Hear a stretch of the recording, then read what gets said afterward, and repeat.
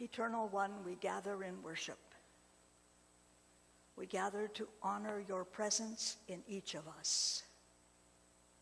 As we listen to your word, may we feel that presence anew. Amen. As I said with the children, today is World Food Sunday within the church calendar.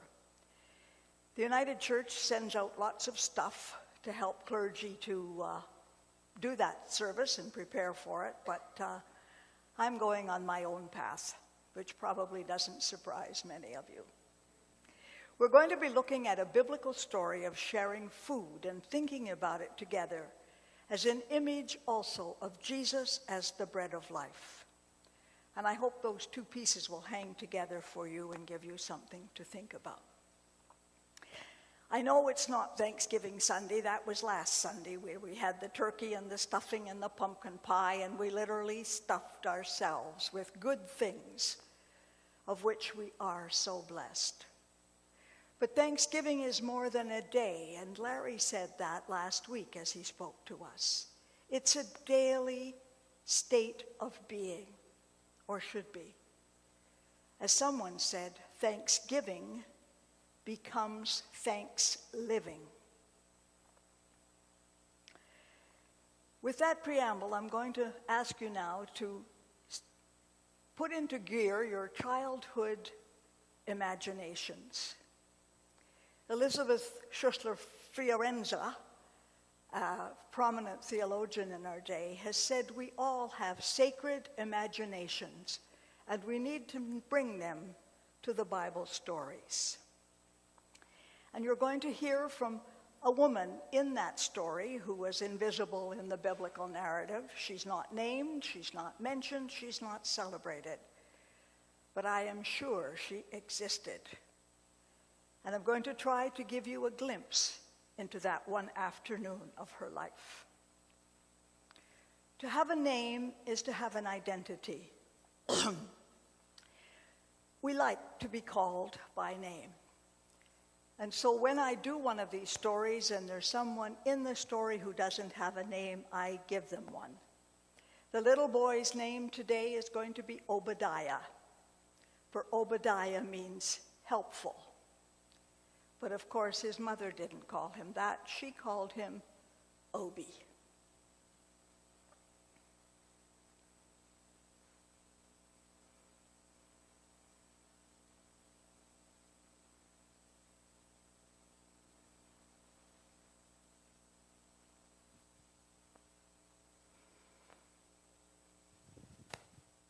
As long as I live, I will never forget that afternoon.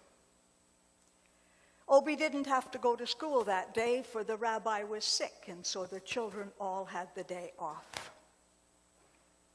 Obi said some of his friends were going down to the lake, for we lived in Bethsaida, a fishing village quite close to the Sea of Galilee. And they went together down to the lake to play. I thought, they'll be gone a while.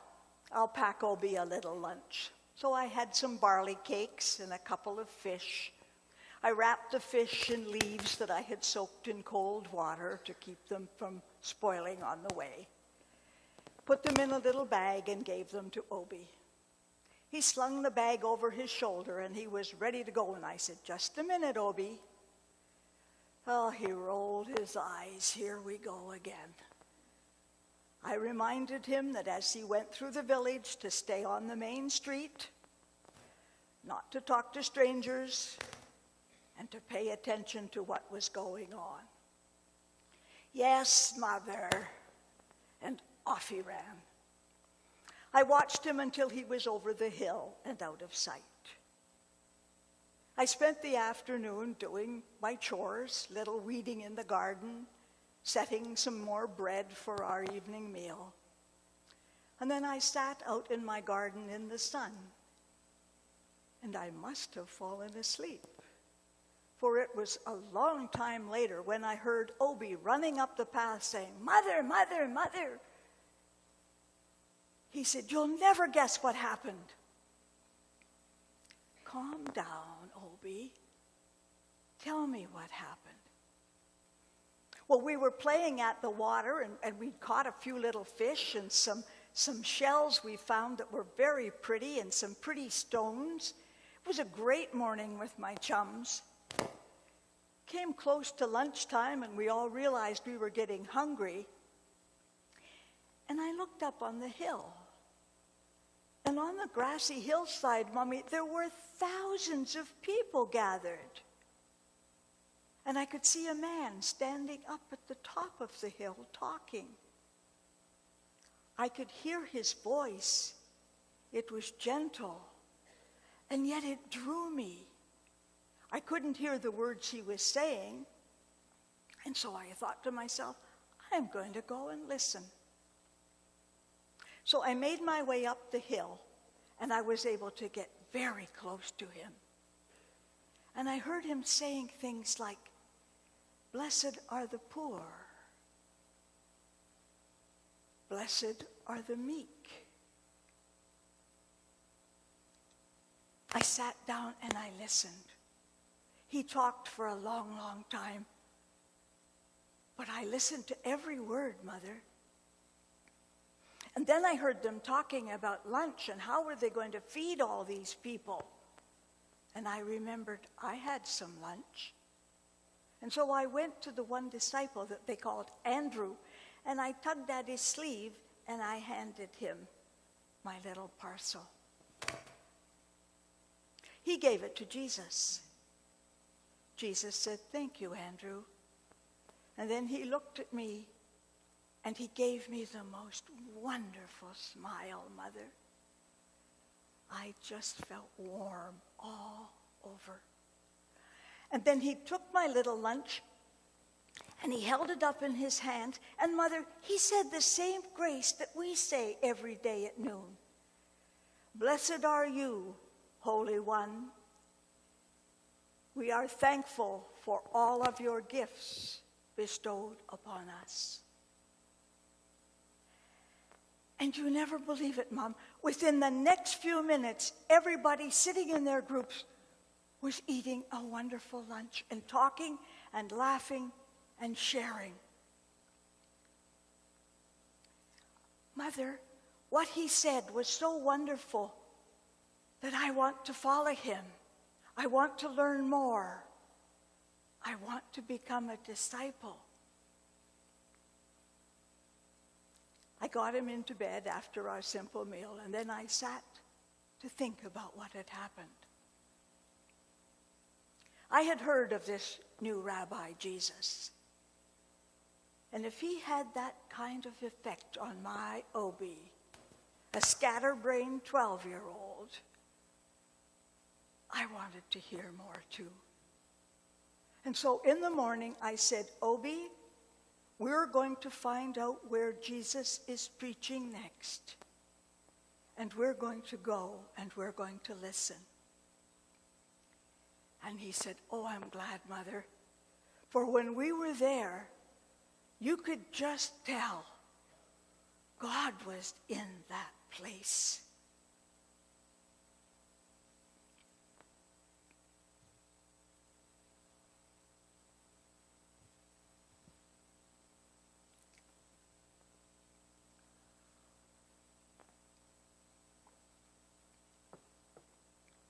Most of you are quite familiar with that story, I'm sure.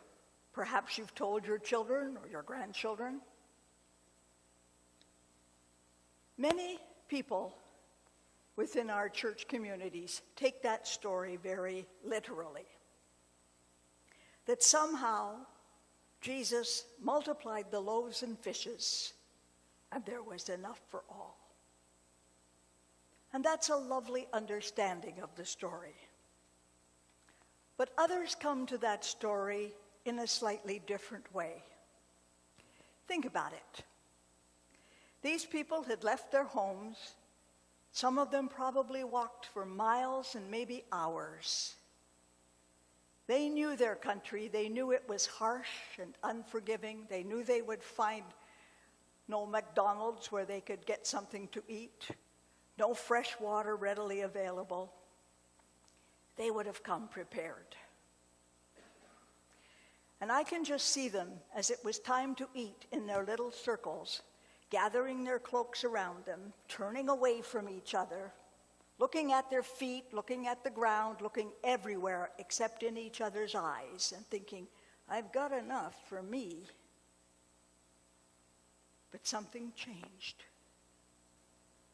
Jesus lifted his hands in blessing, gave thanks to God for all of God's gifts, and then perhaps somebody opened their basket and invited someone to come and sit closer, to join them and to share.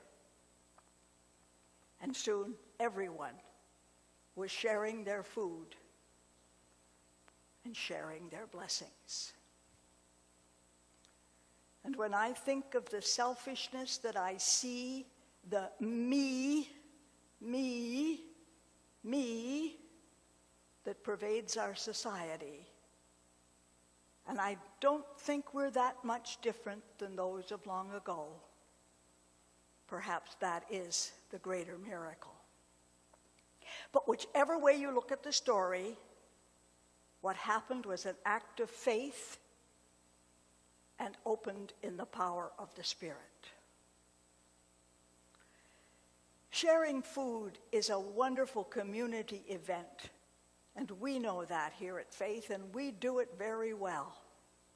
We share joyously with each other, from coffee hour to the amazing potluck lunches and suppers. But as a community of faith, we share with the wider world in many ways. People bring food here for many reasons, and one of them is our food cupboard out there in the back. Volunteers keep it organized, and no one who comes to this place seeking help is turned away. Christmas time, we provide turkey vouchers to make that day special for some unknown folk in our area. The UCW buys coffee for the kitchen and supplies all the events here. And they buy freely traded coffee, which provides a decent living for the small coffee growers in some of the poorer countries of the world. Volunteers give of their time and energy at St. Vincent's Kitchens. Others drive for Meals on Wheels, all reaching out to share. Closely allied to our need for food is our need for clean, healthy, safe water. And over the last few years, we have provided funds to dig 7 wells in Africa and in Haiti.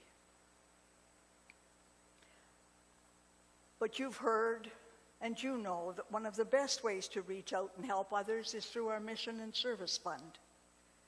With those dollars we give, and this congregation gives generously, that money is added to the monies from other congregations and can really make a difference in the world. And on top of all that, we still support local agencies through church work in Durham. I think Jesus would say, "Well done, good and faithful people of faith, but don't let up. The need is great, and my disciples are few." But why do we give? And I think that's important. Do we give out of duty? Maybe. Is it out of guilt? I hope not. I hope that one of the reasons we give is Jesus' statement, "If you do it for the least of these among you, you do it for me." Jesus referred to himself as the bread of life. As we learn of his passion for peace and love and justice, we follow in his steps. We are followers of the way of Jesus. Remember, for a while, Larry was calling us J-Ways, Jesus followers. In his saying that he is the bread of life, he means that we need more than whole wheat toast to live. We need spiritual bread. Good, sturdy bread, not fluff. And there are many opportunities in this place to be filled with spiritual bread. Larry's sermons are a great place to start, but there is so much more offered through our learning calendars. Come to the mountain where Jesus waits. Sit with others to learn of God, to learn of our faith, our traditions, our heritage, and our hope. I trust that whenever we participate in the sharing of bread, or the pouring out of water, or reaching out our hands to help, we recognize the presence of God in our actions and in our motives. Surely God is in our giving, in our sharing, in our learning, in our helping others, and in all of our growing places and spaces. God is in this place. And as we notice, may we respond with joyful giving. Amen.